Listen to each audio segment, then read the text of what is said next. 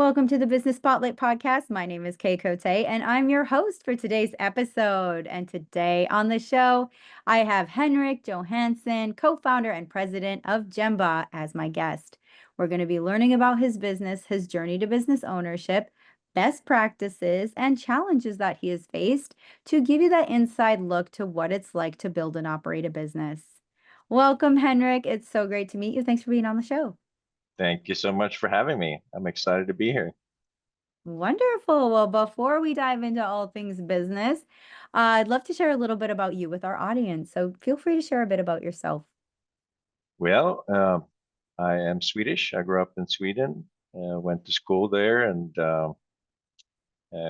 got my Master of Science, Electrical Engineering, Computer Science. And then I started working for a consulting firm there before, in my mid-20s, I had an opportunity to come to the US and moved to Dallas and ended up meeting a girl and staying and never moved back to Sweden. So after that, I lived in San Francisco for a while, been in Austin now since 2020, no, 2001, and started several companies. My first one was back in the dot-com days in the 98. And this is, depending on how you count, the fourth or the fifth startup I've started.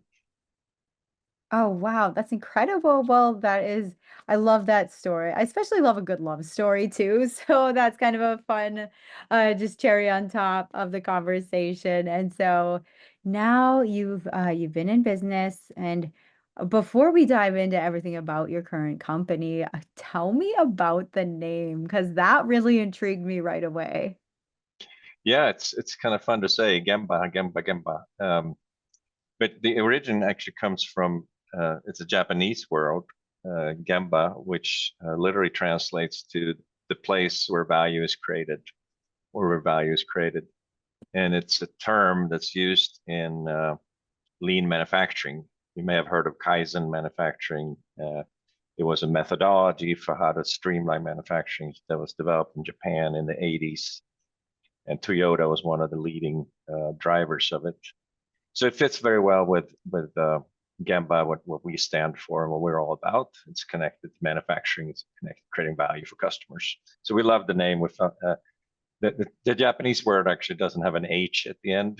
But to get the URL that we wanted, we had to have an H. So it's Gemba.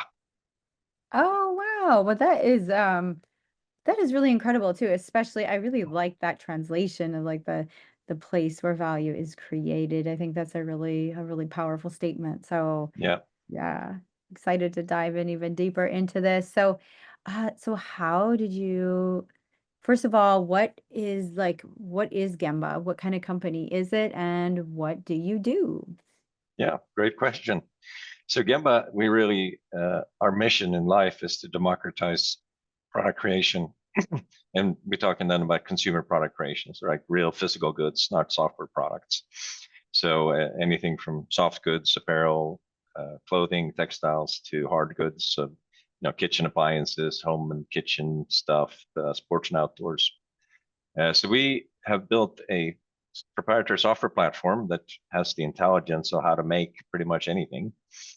So you can plug in that you want to make an insulated drink cup or a pair of glasses or a kitchen machine, and our engine will spit out here are all the steps that you have to go through in order to create that product, from original concept to the product design to CAD drawings, a full design pack, and then all the steps in finding a manufacturer, working with that manufacturer to finally get the product on the shelf so you can sell it. So basically A to Z, idea to shelf, product development services. And we do it mostly for smaller customers. Most big companies, they have whole departments that do that, but we have found a way to make it affordable and accessible for small, mid-sized businesses that don't have all that expertise internally. Oh, wow. That is incredible because it brings me back because I once had an apparel company. So it kind of brings me back. I'm excited to dive into kind of the nitty-gritty of everything as well. So you started this company and kind of like what brought you to be inspired to start a goods, an A to Z shelf for like A to Z idea to shelf product? Yeah, so my prior company, which was my second startup, was called Boundless, and we had built a platform for people to buy and sell promotional products, branded merchandise, anything you can put a logo on. And so we were working with thousands of customers. We built that company up to over 100 million in revenues. So we had a huge network of sellers and buyers in all over the US. And then a couple of our customers started developing their own custom products. So most of the branded merch, right, you just put a logo on an existing product. But then we had a few customers that wanted to develop new products from scratch. And that led me to traveling overseas, going to Asia and visiting factories. And that really opened my eyes up to, a bunch of opportunities. It was clear that when you create brand new products from scratch, there are a lot of things that can go wrong. And I observed firsthand how many small businesses, failed in their product journey, and as a result, went under. So there's so many steps in developing a physical product, and if any single one of those steps go wrong, that whole project may go south. And if you're a small business owner, maybe a husband-wife couple or solopreneur, you probably don't have the funding or the perseverance to continue through those kind of obstacles. So I just see that there's countless of great ideas that didn't get executed properly, and as a result, that business went away. And that's a big difference for a family business, for a small business. There's a difference between success and complete failure, right? And that can have a big impact on that person's life, on that family's life. So I fell in love with the idea of democratized product creation, to make it accessible, to make it affordable, so that everyone can take their great ideas and turn them into awesome new products. Ah, well, that is a really great story, and that has a golden nugget in our conversation for real. It's like it's sometimes hard to find the right resources and tools and financial backing, and when you're thinking about, yeah, like you said, like a family-owned husband and wife team or small team, so what you're building is really beneficial to. Yeah, it's a lot of fun too, because it's it's mission critical for these businesses. It's what we help them with can be the difference between failure and success. So we have to always be on our toes. We have to always deliver that value that we've promised through our name, and make sure that as many of these product journeys are successful as possible. Definitely. Well, I'd like to dive into your team and the kind of structure behind that, because behind every good business, there's a team. And so let's start with you and what's your ownership structure look like? And we'll start with that and we'll dive into the team a little bit more. Yeah, absolutely. So I had two co-founders when we started the business, Zach and Steven. And we pretty early on recognized that to build something like this, we needed financing. It's not a type of business that could be bootstrapped. At least that was our opinion. And part of that is that we had to build this platform, and software development costs a lot of money. And then part of it was that we had to develop a network of factories all over the world, China, India, Vietnam, etc.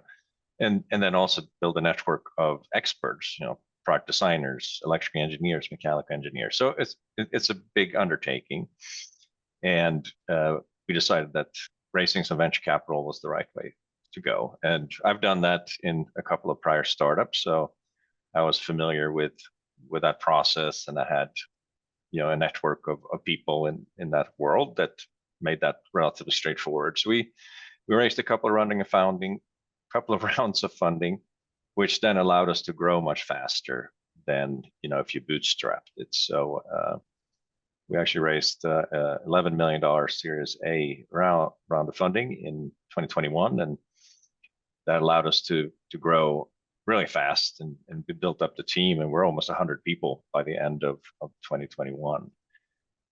So that's a little bit about the sort of rocket ship that we were initially. But then if you remember that, since most of our customers are e-commerce businesses, the e-commerce was just blowing up during the pandemic, right? Nobody went out, nobody was going to stores, so e-commerce grew like crazy, and we were the benefactors, one of many benefactors of that, because suddenly people wanted to create new products and place purchase orders for the products. So that growth was, we grew very fast, and then 2022 suddenly everything changed because people started going back to malls or retail stores, and then also there was this slowdown in the economy, so that people stopped buying as much, and as a result, we went from growing super fast to barely growing at all, and so that was a big adjustment that had to happen after in 2022, 2023, we had to cut costs, we had to look at every aspect of our business, figuring out what we're doing well, what we're not doing well. And finally here in 2024, 2025, we turned the corner, and now we're starting to grow fast again. But it was a rocky path there in the middle, and I think that's in my experience, most businesses go through a rocky path at least once. So in the end, you don't fail until you give up, and I think that's one of the things you learn as a several-time entrepreneur, that every business go through struggles, and you just have to find a way to get through them. Very true, very true. So I kind of want to back up just a little bit. So you have two co-founders, Mhm. and then what year did you start the company? You might have said it, but I want to catch up. We started in 2018, but we didn't really do any business until 2019. Okay. Me and one of my co-founders, Steven, I was still at my prior company, Boundless, when we started the business. And then I came on board full time in 2020. Okay. Okay. Wonderful. And you said you have around 100 employees We currently? had 100 by the end of 2022, and then we had to cut costs significantly. So we were down. We let go over half of our people, but now we rebounded again, and we're around 50 people today. Okay. And that's globally. So we're about 20 or so in the US. We got about 15 in China. We got almost 10 in India, and then a couple of folks in Vietnam and Mexico. Wow. That's incredible too. And looking at something that you're faced with now as a challenge, I know you talked about going through those rocky times. Is there something now in business that you're facing that you're working through? Yeah, there's always something, right? The tariffs obviously had a big impact on our customers. A lot of our customers source products or make things in China, and when the current administration, launched 140% tariffs, and it was changing every day. That was incredibly hard for our customers, right? Tariffs is one thing, but then the uncertainty of ever-changing tariffs is another thing. So, it's hard to operate any business if you don't know what your cost basis is, and it's changing often. So that was very challenging for a lot of our customers. Actually, for Gemba, it was after the initial panic in April. I think it's actually been a boost for us, because the more people that need help, a lot of folks were trying to move manufacturing from China to India or to Vietnam or some other place. The tariffs were expected to be lower. They needed our help to do that. It's one thing to buy things from China, because China's used to dealing with American companies, and they speak English. They have nice websites in English. They have product catalogs. But if you go to other parts of the world, that's not necessarily true. So I think that people are in more need of services like Gemba's when they had to go outside of China.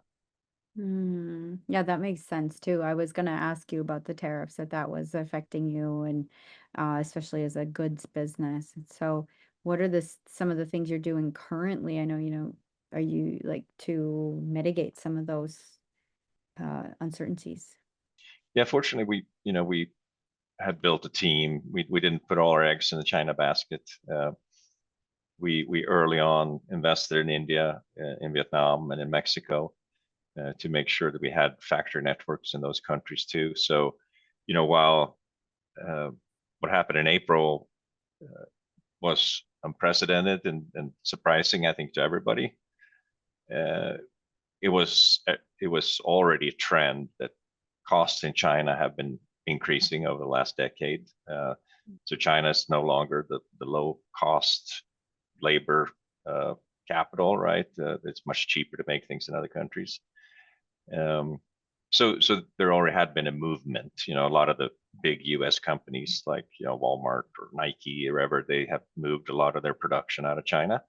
Not all of it, but when it comes to footwear or apparel, like you were in the apparel business, a lot of those things are made in other places than China. Mm-hmm. Yeah, definitely. So we were well prepared, I'd say, when it happened. That's good. That's really good. Looking at now moving forward, where do you see your company going from, say, the next 3 to 5 years? Yes, as I mentioned, we started growing rapidly again. I think we figured out what we're really good at, where we can add a lot of value, what type of projects we should be working on. So right now we are growing rapidly again. We hired 10 new salespeople just over the last 6 months. So we have a lot of demand. We've become really good at marketing ourselves online. So if you're out looking for almost making any kind of product, odds are you're going to find your way to Gemba somehow. And then we have changed quite a lot of personnel over the years. We have some really great managers inside the organization now. We have great leadership in all our countries. So we feel that we're ready for sustained growth for the next several years. And there's plenty of headroom. We look at something called impression share, right? So if you bid on keywords on Google, for example, you can see how many of the people that type in that keyword see your ad. Mm-hmm. And we're still pretty low, maybe 10% or so. So we know we can grow 10x in just using the same growth strategies as we're using today. And then we know there's a lot of other ways for us to grow. So I hope one day we go public and we have an IPO and get to ring the bell on the stock exchange. But that's of course that's the stretch goal. If that doesn't happen, I'm sure we'll have we'll have some potentially us acquiring other businesses in the next couple of years, or us eventually getting acquired. The fact is we have outside investors. Odds are there's going to be some kind of an exit in the next several years because they want to see a return on their investment. Oh, well, those sound like incredible goals, especially when it comes to like you're in a growth mode right now. Is there anything that is really sticking out as a challenge within growth in itself? I think that's a big question that a lot of our listeners are facing right now too, is like, oh, how do you grow without, how do you grow breaking gracefully? Yes. Yes. Yeah. It's always challenging. And I'd say there's challenges at every sort of next growth spurt. Fortunately, I think we're in a good position because those 2 hard years that we went through, we really had to look at how we streamline operations, how we only work in areas that we're really good at, how we pick the partners that are involved, how we create a truly scalable business that doesn't require a ton of manual effort involved. There's certain pieces that require manual effort, like if you're going to go into the factory and do a quality test on a product, that certainly needs to be a human being doing that. But there's a lot of things, about how do we find the right experts? How do we match them up with customers? How do we find the right factories? How do we get bids from them? We've automated a lot of those things out of necessity as we were going through hard times, and I think that has put us in a great position now to scale without adding a ton of people. Definitely. Well, thank you for sharing that. This has been such an inspiring conversation. Before we get to our final question of the day, I'd like to get into some fun rapid fire questions. All right. So the key is answer very top of mind, and there's 4 questions. That's scary. Let's do it. All right. Question number 1 is, what is a key to success for you? Perseverance. I think that's the first word that come to mind. I think never giving up. Every startup I've been in, I have been part of 4 now, and every single one, there's a time where you don't know if you're going to succeed or not, if you're going to survive. So perseverance. That's a good one. That's true. Number 2 is, what is a piece of advice you have for other business owners? Ooh, I'd say be customer focused. I think it's easy to sit in your office or sit in your store and pontificate and wonder what you're going to create the customer's going to like, and the customer usually has the answer. So I think whenever you don't know what to do, go ask the customer. Truth. Number 3 is, it could be a book, a podcast, an article, just something that you've read most recently. It's actually like clockwork. It's a book. My good friend Sam Goodner, is another CEO in Austin, Texas. He's got a really interesting background. He was a special forces in Switzerland where he grew up, so he has that Oh, background. And Switzerland is famous for their clocks. And he talks about clockwork, and he talks about how you really building a successful business that lives beyond its founders is like clock building more than time telling. I can elaborate on that if we have time, but yeah, he's written a really good book about atomic habits of success is often driven by the habits that you have, and you run your life and your business like clockwork. It has a greater chance of success. I just wrote that one down. I'm going to add that to my read list because that sounds like something I need. Oh, and Yeah, sounds great. our fourth and final question is, if you could wave a magic wand and rapidly improve one aspect of your business, what would it be? I think it would be the scale. I think we're, to reach as many people as we can, because I know there's a lot of them out there. A lot of people have great ideas, and most of them don't ever try. And most of the people that try fail, unfortunately. So, and I think that particularly in this time of AI taking a lot of jobs, and I don't think that's going to get any better. I encourage everyone to figure out how to start your own business, because I think that job will always be around, the ability to be an entrepreneur and take control of your own life. And again, but we hope we can help as many people as possible to do that. Well, thank you for sharing that. That almost answered the last question I'll be asking you, because that was very inspiring. Before we get into our final question, how can folks get connected with you and Gemba online? Yes, our URL is gembah.com. That's GEMBAH, gembah.com. You can find me. I'm Henrik Johansson on LinkedIn. I'm the only Henrik Johansson in Austin. There's a lot of Henrik Johanssons in Sweden, but I'm the only one here. Or you can email me at henrik@gembah.com. That's HENRIK@gembah.com. Thank you, Henrik. This has been a great conversation. For our final question today, what is most inspiring to you today? Yeah, it's got to be the creative spirit of human beings. And we see it every day. We're fortunate that we get to sit in this place where a lot of people bring their ideas, and we can try to help them. But I see it in other places too, and I find it incredibly inspiring. And also in this world of AI, I think that where we can make a difference is where we're truly human.